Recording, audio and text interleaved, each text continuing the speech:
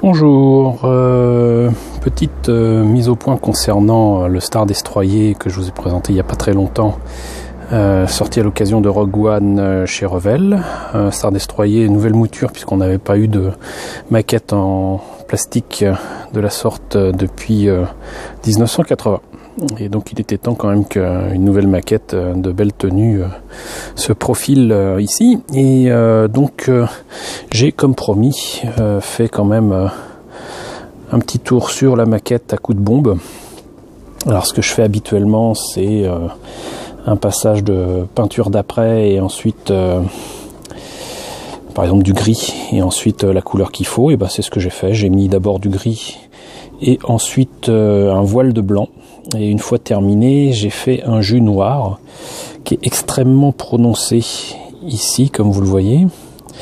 Et on voit que finalement les détails que je trouvais très sympas sur la surface sont quand même vraiment beaucoup trop prononcés.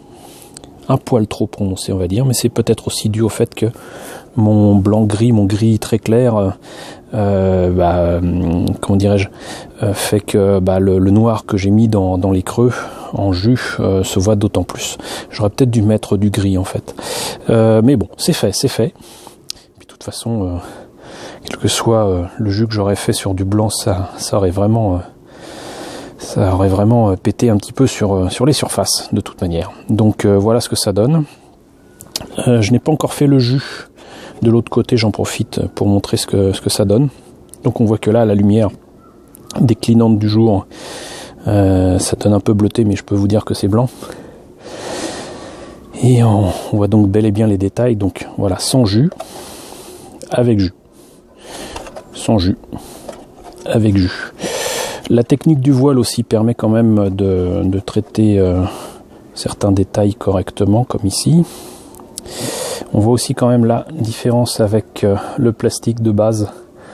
Là, vous voyez, c'est le gris clair du plastique, qui n'a pas été peint évidemment. Et là, c'est avec la peinture, on voit quand même très nettement la différence. Là, ça fait plastique, logique, c'en est.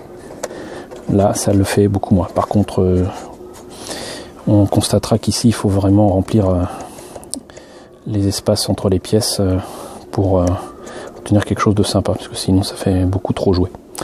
Donc, voilà ce que ça donne pour l'instant. Ce n'est pas terminé. C'est presque terminé, mais ce n'est pas terminé. Et je voulais terminer cette vidéo, par contre, sur le fait que, bon, je n'ai pas traité pour l'instant les tuyères.